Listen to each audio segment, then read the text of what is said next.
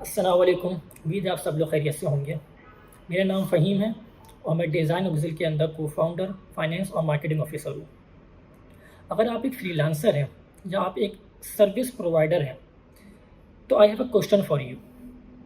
मुझे ये बताएं कि आखिरी 1 या 1.5 सालों के अंदर आपकी कंपनी ने कैसा काम किया है।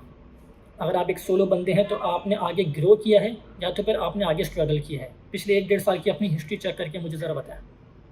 ये सवाल मैं कई लोगों से पूछता हूँ और 90% लोगों का मुझे एक जवाब आता है। वो लोग बोलते हैं यार, ये जब से ये एआई आया है ना, इसने तो हमारी ज़िंदगी बेड़ा गर्क करके रख दी है।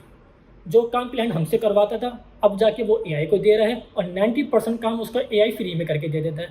और बचा कुछ है जो 10% वो कभी नहीं कर पा रहा, वो काम आके वो हमें देता है और उसके ऊपर भी उसकी एक्सपेक्टेशन ये होती है कि ये काम तो एआई ने 1 घंटे में करके दिया है, तुम तो क्योंकि एक्सपर्ट हो तो तुम तो मुझे आधे घंटे में करके दे दो। अब वो बोलते हैं कि भाई ये काम पहले हम अगर मिसाल के तौर पे $2000 के चार्ज कर रहे थे, 90% आके उसने पे एआई से करवा लिया। $20 यानी कि 10% यानी कि $200 के लिए वो आके हमारा दिमाग खा रहा है और उसकी एक्सपेक्टेशन है कि 1 घंटे के अंदर इसको करके दो। मैं खुद एक सर्विस कंपनी चला रहा हूँ। हमारी कंपनी सर्विस में वेबसाइट, ग्राफिक और मार्केटिंग की सर्विस प्रोवाइड करती है। यहाँ पे मेरा हरगिज़ मकसद अपनी कंपनी के प्रमोशन करना नहीं है, बल्कि एक अंडरस्टैंडिंग या एक एक्सपीरियंस बताना है कि ये बात मैं किस नौयत से या किस सोच के साथ कह रहा हूँ। रिसेंटली मेरे पास एक क्लाइंट आया था जिसको हमने एक वेबसाइट बना के दी थी। उसकी वेबसाइट देखने में काफ़ी खूबसूरत थी और काफ़ी अच्छा उसने हमने आगे काम किया था और अच्छी अमाउंट क्लाइंट ने हमें पे करी थी। और मैंने कल उसकी वेबसाइट देखी, उसकी वेबसाइट बंद पड़ी हुई। तो पहले तो जाके मुझे बड़ा गुस्सा आया कि यार इसकी वेबसाइट बंद क्यों पड़ी हुई, यही वेबसाइट हम अपने दूसरे क्लाइंट को दे रहे हैं, अपने पोर्टफोलियो में बता रहे हैं और वो वेबसाइट तो बंद पड़ी हुई। तो मैंने क्लाइंट को कॉन्टैक्ट किया। क्लाइंट को कॉन्टैक्ट आने में थोड़ा सा टाइम लगा, तो ऐसे ही मैंने 2-4 अपने मुख्तलिफ क्लाइंट उठाए जिनके लिए हमने काम किया था। और मैं देख के शौक रह गया यार कि 30% क्लाइंट जिनके लिए हमने काम किया था उनकी वेबसाइट अभी बंद पड़ी हुई है। तो मैंने पूरा समझने की कोशिश करी यार कि प्रॉब्लम किस लेवल पे है। क्या हम क्लाइंट को अच्छा काम करके नहीं दे रहे, या वो क्लाइंट उस चीज़ को सही से इस्तेमाल नहीं कर पा रहा है? मसला है क्या? क्लाइंट ने पे किया यार हमें, वो पे करने के बाद भी उस चीज़ को इस्तेमाल क्यों नहीं कर रहा? तो प्रॉब्लम जब डीपर लेवल के ऊपर मैंने उनसे बात करी तो समझ में आया प्रॉब्लम 2 चीज़ों के अंदर है। सबसे पहली चीज़ है हमारी और क्लाइंट की प्रोजेक्ट ख़त्म होने के बाद कम्युनिकेशन की, और दूसरी चीज़ है क्लाइंट ने जो काम हमसे करवाया है वो उस काम को किस नज़र से समझ रहा है और उससे क्या एक्सपेक्ट कर रहा है, उसकी क्लियर थिंकिंग की। तो फिर हमने उस बंदे से बात करी तो उसने बोला यार कि मैंने वेबसाइट बनाई, 3 महीने तक मैंने उसके ऊपर देखा कि भाई उसके ऊपर काम आ रहा है, उसके ऊपर लोग आके मुझसे बात करते हैं। 3 महीने तक मुझे रिजल्ट नहीं मिला, मैंने उस पर फोकस करना बंद कर दिया और अब पता नहीं वो बाद में डोमेन एक्सपायर हो गया, वेबसाइट बंद हो गई। प्रॉब्लम समझने की क्या है कि वेबसाइट को क्लाइंट बिजनेस समझता है। Website is not a business. Website is just a one component of your business, जिसके साथ आप मल्टीपल अलग कंपोनेंट जब जोड़ देंगे तो वो एक ऑपरेटिंग सिस्टम का पार्ट बन जाएगी। क्लाइंट बोलता है कि भाई ये वेबसाइट मेरे पास रिजल्ट लेके नहीं आ रही, इसको छोड़ो, किसी दूसरे आइडिया के ऊपर इन्वेस्ट कर दो। हमें क्लाइंट के साथ किस तरीके से बात करनी है या क्या चीज़ हमें समझनी है, वो ऐसा है कि मिसाल के तौर पे आप एक पेन बनाते हैं। ये एक पेन आपने बनाया। अब मुझे ये बताएं, अगर आपकी कंपनी एक पेन बनाती है तो इस पेन को बेचने के लिए आप सबसे पहली चीज़ क्या करेंगे? आप जाएंगे एक डिस्ट्रीब्यूटर के पास, आप जाएंगे होलसेलर के पास, आप जाएंगे लोगों से बात करने के लिए, आप जाएंगे ऐसे इवेंट्स में जहाँ पे अपनी प्रोडक्ट को प्रमोट किया जाता है। आप जाके कस्टमर से फीडबैक लेंगे और पूछेंगे कि भाई बताओ इसके अंदर क्या कमी है जो हमें बेहतर करनी चाहिए। ये आपका तरीका होगा, क्योंकि ये आपका प्रोडक्ट है, ये आपका बिजनेस नहीं है। Similar to this, website is also a product, not a business. Website जब पूरी बन जाती है उसके बाद आपका सेकंड फेज या उसके बाद एक्चुअल में काम शुरू होता है। एक वेबसाइट एक डिजिटल प्रोडक्ट है। अगर आप क्लाइंट हैं, आपके पास एक प्रोडक्ट है जो आपकी वेबसाइट है, उसको प्रमोट करने के लिए या उसके ऊपर यूज़र लाने के लिए आपको क्या सवाल चाहिए कि भाई ये चीज़ जो मैं बेच रहा हूँ इसको एक बंदा जो दुनिया में किसी कोने में ढूंढ रहा है, इन दोनों को मैच करवाने के लिए एक सिंगल मीडियम, एक कॉमन मीडियम क्या है?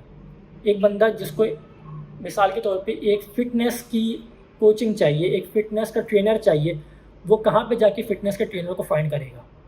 अगर वो गूगल के ऊपर जाता है और आपकी वेबसाइट गूगल के ऊपर इंडेक्स्ड ही नहीं हो रही, तो मुझे बताओ दुनिया की बेहतरीन वेबसाइट आपने बना दी हो, क्या आपके पास उससे फ़ायदा होगा?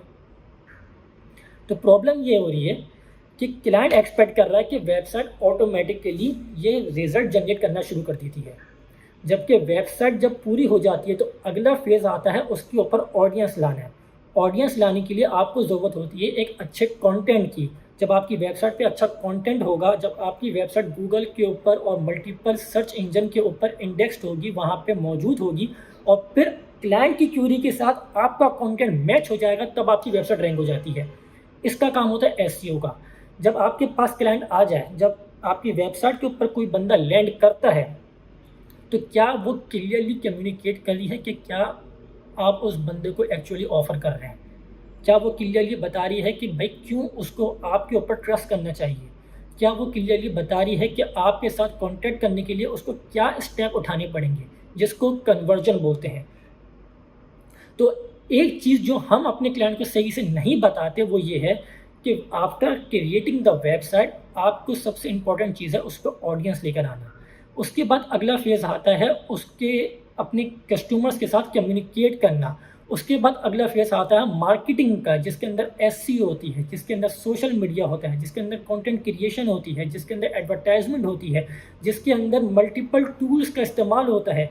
और जब एक बंदा आपके साथ कनेक्ट हो जाता है, आपसे कुछ मालूमात लेता है, उसके बाद अगला फेज़ आता है उस बंदे को अपने एक सिस्टम के अंदर इनलाइन कर देना, उसको फॉलो अप करना, जिसके लिए मल्टीपल सीआरएम्स इस्तेमाल होते हैं, गो हाई लेवल इस्तेमाल होता है, मेलचिप का सॉफ्टवेयर इस्तेमाल होता है, ताकि जो बंदा आपके पास एक दफ़ा आ जाए उसको बार बार आपके साथ लूप में रहना होगा।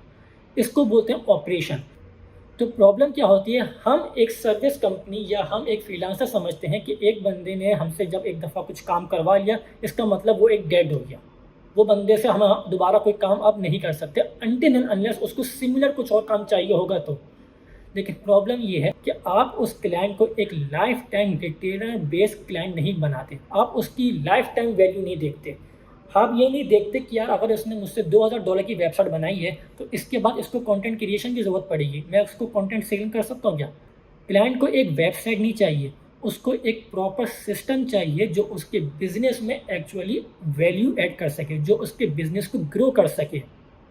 Future is not for selling service.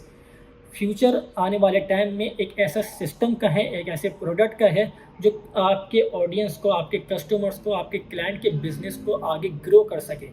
अगर आप ऐसा कुछ नहीं कर रहे जो आपके क्लाइंट के बिज़नेस में मदद करता है, तो सूनर और later you will be eliminated, you will be destroyed, you will be removed.